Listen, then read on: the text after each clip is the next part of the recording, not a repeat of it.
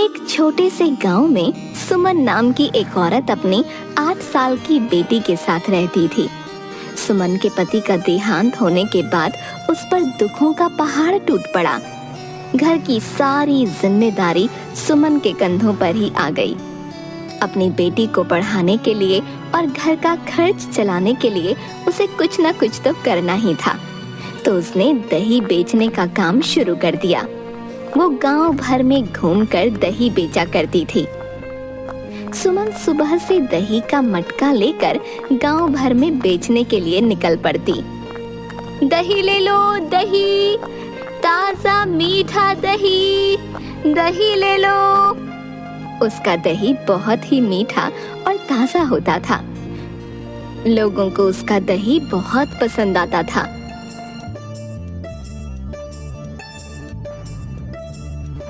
तुम्हारी दही इतनी स्वादिष्ट और मीठी होती है, घर में सबको तुम्हारा दही खाने की लत सी लग गई है। सभी चाहते हैं कि रोज तुमसे ही दही लिया जाए। हाँ हाँ, क्यों नहीं दीदी, आप लोग खरीदेंगे तभी तो मेरी कमाई होगी। सुमन जहाँ रहती थी वो कमरा उसने लाला से किराए पर लिया हुआ था। लाला एक दुष्ट स्वभाव का आदमी था। वो सुमन पर बुरी नजर रखता था। उसे परेशान करने के लिए बहाने से उसके घर पर धमक जाता था। अरे सुमन, क्या हाल चाल है? इस महीने का किराया लेने आया हूँ। लाला, मैं 2-3 दिन में किराया दे दूंगी। बच्ची की स्कूल की फीस भरनी थी, इसीलिए थोड़ी देर हो गई। अरे मैंने कहाँ तुम्हें कुछ कहा? तुम किराया कभी भी दे दो, मैं भला तुमसे कुछ कह सकता हूँ? पर अब मुझे अपने हाथ की एक कप चाय तो पिला दो। इस तरह लाला सुमन को परेशान करता रहता, पर सुमन मजबूर थी, इस वजह से चुप रहती।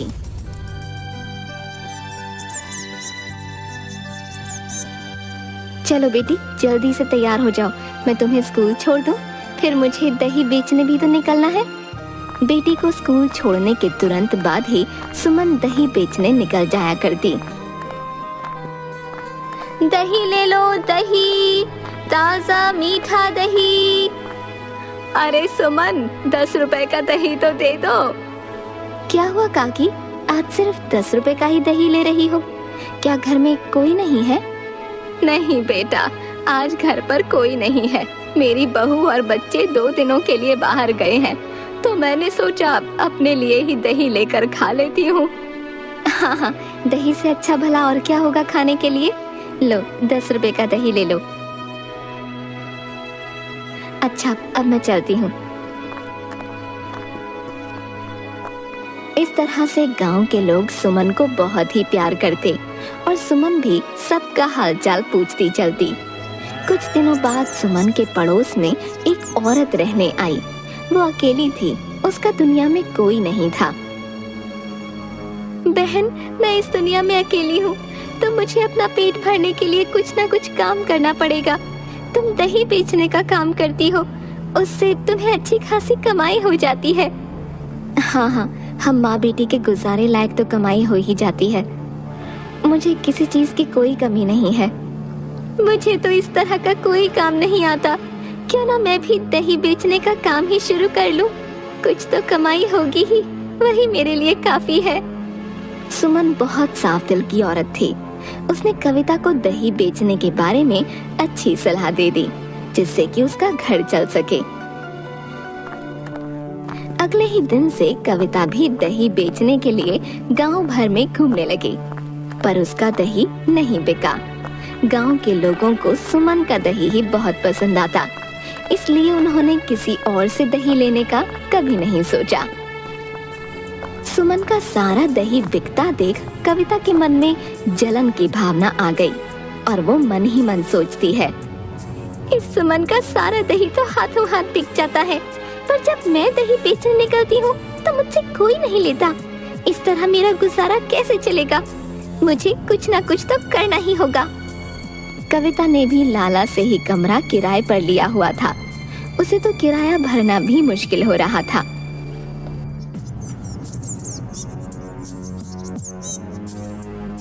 सुमन सुबह सवेरे काम पर जाने से पहले अपनी बेटी को स्कूल छोड़ने के लिए निकल जाया करती। लेकिन सुमन जैसे ही घर से निकली तभी लाला आ धमका। अरे सुमन, कहाँ जा रही हो? तुम अकेली जान आखिर कितने काम करोगी? लाओ बिटिया को मैं स्कूल छोड़ आता हूँ। तुम्हें अभी काम पर भी तो जाना है। देखो लाला, हमने तुमसे कमरा किराए पर लिया है। महीने में एक बार कमरे का किराया लेने आया करो। यूं रोजाना मेरे घर आना अच्छी बात नहीं है। और तुम्हें इससे क्या मतलब कि कितने काम करती हूँ? अपने काम से काम रखो और मुझसे यूं मत उलझा करो। ये कहते हुए सुमन वहां से चली जाती है और लाला को उसके इस व्यवहार पर बहुत गुस्सा आता है। एक दिन लाला कविता के घर किराया लेने जाता है। लाओ भाई, मेरे महीने का किराया दे दो। अरे लाला, मेरे तो खाने के ही लाले पड़े हुए हैं। मैंने सुमन को देखकर ही दही बेचना शुरू किया, पर उसका सारा दही बिक जाता है, मेरा नहीं। मैं तुम्हारे किराए के पैसे कहाँ से लाऊं? मुझे कुछ समझ नहीं आ रहा। लाला तो सुमन से चिढ़ा ही पड़ा था। उसने सोचा कविता के जरिए सुमन से बदला लिया जाए। देखो, सुमन का तो सारा दही बिक जाता है। तुम्हें कुछ तरकीब लगानी होगी।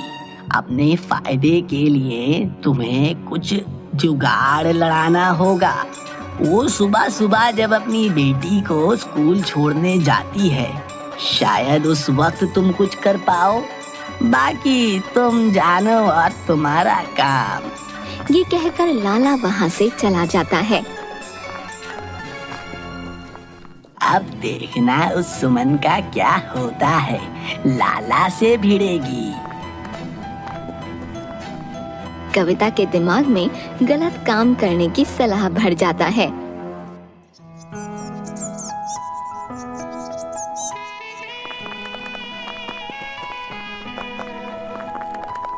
अरे कविता, मैं बस अपनी बेटी को छोड़कर आ रही हूँ। जरा 10 मिनट मेरे घर पर नजर रखना। हाँ हाँ, क्यों नहीं, तुम आराम से जाओ। इस तरह सुमन सुबह निश्चित समय पर अपनी बेटी को स्कूल छोड़ने जाया करती और वापस आकर दही लेकर बेचने निकल पड़ती। कविता के दिमाग में एक विचार आया। क्यों ना अपना दही ले जाकर सुमन के दही से बदल दूं? इससे मेरा दही ज्यादा बिकने लग जाएगा और मेरी अच्छी खासी कमाई हो जाएगी। इस तरह का विचार मन में रखते हुए अगले ही दिन जब सुमन अपनी बेटी को स्कूल छोड़ने जाती है, तभी मौका देखकर कविता अपनी दही की मटकी से सुमन की दही की मटकी बदल देती है और जल्दी से उसका दही लेकर अपने घर आ जाती है। घर वापस आते ही सुमन दही लेकर बेचने निकल जाती है। दही ले लो, दही, ताजा मीठा दही। अरे बहन, जरा आधा किलो दही दे देना। हाँ हाँ भैया, अभी देती हूँ।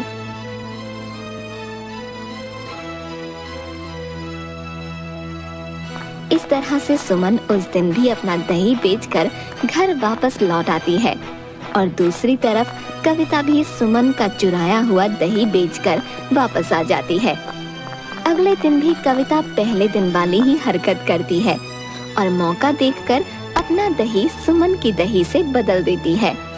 अगले दिन सुमन जब दही बेचने निकलती है तो सबसे पहले उसे एक व्यक्ति मिलता है जिसने उससे कल दही खरीदा था। अरे सुनो बहन, कल जो दही मैंने तुमसे खरीदा था वह इतना ताज़ा और अच्छा नहीं था जितना कि तुम्हारा दही हुआ करता था। मैंने तो तुम्हारे दही की बहुत तारीफें सुन रखी थी, परंतु कल का दही बिल्कुल बेकार था। मेरे तो सारे पैसे बर्बाद हो गए। अरे भाई जी, ऐसा कैसे हो सकता है?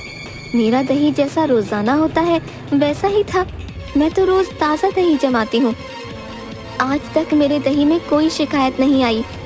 ये कहकर सुमन आगे निकलती है तो बूढ़ी काकी मिलती है। अरे सुमन, तुझे क्या हो गया है? कल तेरा दही बिल्कुल अच्छा नहीं था। वो ना तो ठीक से जमा हुआ था और ना ही उसमें कोई मिठास थी। मैंने सारा दही ऐसे ही फेंक दिया। तुझसे लिए हुए दही में तो आज तक कोई शिकायत नहीं हुई, पर कल का दही बिल्कुल बेकार था। थोड़ा ध्यान रखियो आगे से।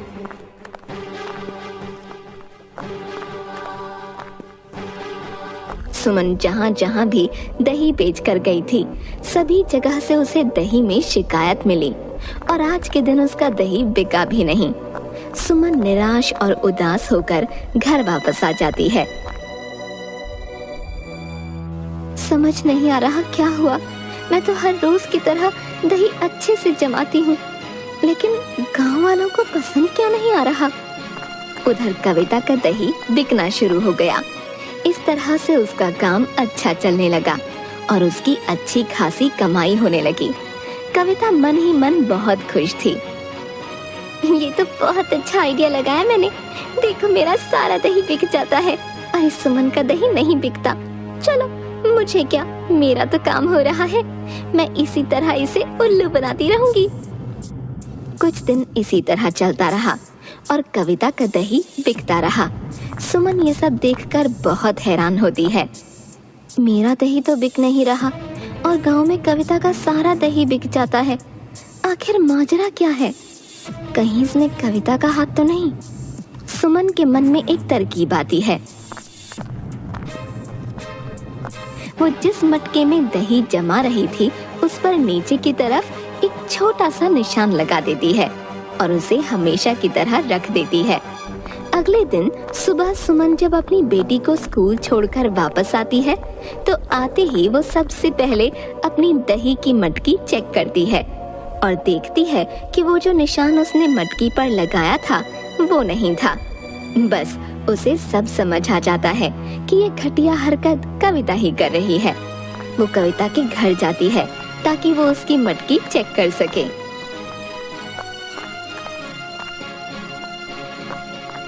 अरे क्या हाल है कविता बहन, आज दही बेचने नहीं गई? अरे बस निकलने ही वाली थी। आओ बैठो, कहो कैसे आना हुआ?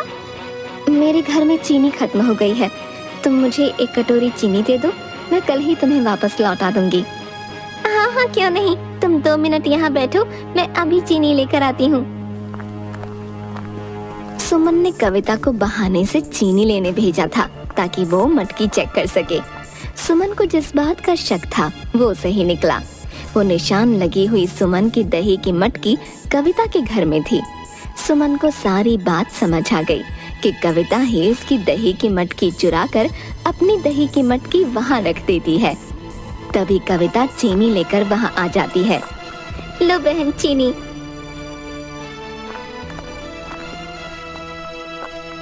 सुमन चीनी लेकर चुपचाप वहाँ से निकल आती है और सोचती है, कविता से चोरी की बात कही तो वो कभी भी नहीं मानेगी, इसीलिए उसे रंगे हाथों पकड़ना होगा।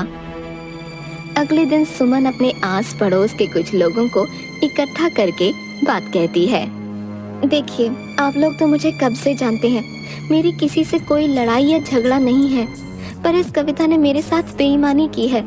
वो रोज मेरे घर से मेरी दही की मटकी चुरा कर ले जाती है और मेरे घर पर अपनी दही की मटकी रख जाती है, जिससे मेरी दही में शिकायत आना शुरू हो गई है और लोगों ने मुझसे दही खरीदना बंद कर दिया। अब मैं आप लोगों से मदद मांगती हूँ, आप मेरे साथ छुपकर उसे रंगे हाथों पकड़ें। हाँ हाँ सुमन बहन, हम तो तुम्हें कब से जानते हैं, तुम्हारे दही में तो आज तक कोई शिकायत नहीं आई थी। हम लोग भी बड़े हैरान थे कि ये सब हो कैसे रहा है। तुम चिंता मत करो, हम तुम्हारी पूरी मदद करने को तैयार हैं। सभी लोग सुमन की बात मान लेते हैं और सुबह उसके घर के पीछे छुपकर खड़े हो जाते हैं। सुमन रोजाना की तरह अपनी बेटी को छोड़ने के लिए निकलती है, पर वो पीछे छुपकर लोगों के साथ कविता की चोरी पकड़ने के लिए तैयार रहती है। कविता को लगता है कि सुमन चली गई और वो रोजाना की तरह अपनी दही की मटकी लेकर उसके घर में घुस जाती है और उसकी मटकी से अपनी मटकी बदलकर वहां रख देती है। सभी लोग ये दृश्य देखकर हैरान रह जाते हैं। कविता जैसे ही सुमन की मटकी चुराकर उसके घर से निकल रही थी, सभी लोगों ने उसे पकड़ लिया। वाह कविता, तुम तो बहुत चालाक और चोर निकली। चुपचाप अपने पड़ोसी के घर में घुसकर चोरी कर रही हो, तुम्हें शर्म नहीं आई सुमन ने तुम्हारी कितनी मदद की जब तुम दही बेचने का काम शुरू करना चाहती थी और तुमने उसी के साथ धोखा किया। सब लोगों को इस तरह देख कविता के हाथ से मटकी गिर जाती है और वो घबरा कर बोलती है, मुझे माफ कर दीजिए, मुझसे बहुत बड़ी गलती हो गई। जब मैंने देखा सुमन की सारी दही बिक जाती है, मेरी दही कोई नहीं खरीदता, तो लाला ने मुझे ये सब करने के लिए उकसाया और कहा कि मुझे कुछ ऐसा करना चाहिए जिससे मेरा दही बिके और सुमन का नहीं। मेरे मन में लालच और चोरी की भावना आ गई। आप लोग मुझे माफ कर दें, मैं आगे से ऐसा कुछ नहीं करूंगी। सुमन, तुम भी मुझे माफ कर दो, मैंने तुम्हारे साथ बहुत गलत किया। कविता, तुम्हें इस घटिया हरकत की माफी नहीं मिल सकती। तुम इस गांव में रहने लायक नहीं हो। तुम यदि यहाँ रही तो आज नहीं तो कल फिर किसी और के साथ ऐसा करोगी। गांव के सब लोग कविता को दोषी मानकर उसे गांव से निकल जाने का आदेश देते हैं। लाला को भी लोग बहुत खरी खोटी सुनाते हैं और उससे कहते हैं कि वो औरतों की इज्जत करना सीखे। सुमन के पड़ोस के लोग उसे कहते हैं, देखो सुमन बहन, हम लोग कविता की चालाकी समझ नहीं पाए। ये तो तुम्हारी सूझबूझ के कारण उसे सबक मिला और उसे इस गांव से जाना पड़ा। और रही उस लाला की बात, अगर तुम्हें परेशान करे तो हमें बताना, हम लोग उसे सबक सिखाएंगे। अब तुम कल से दोबारा गांव में दही बेचने आ जाओ।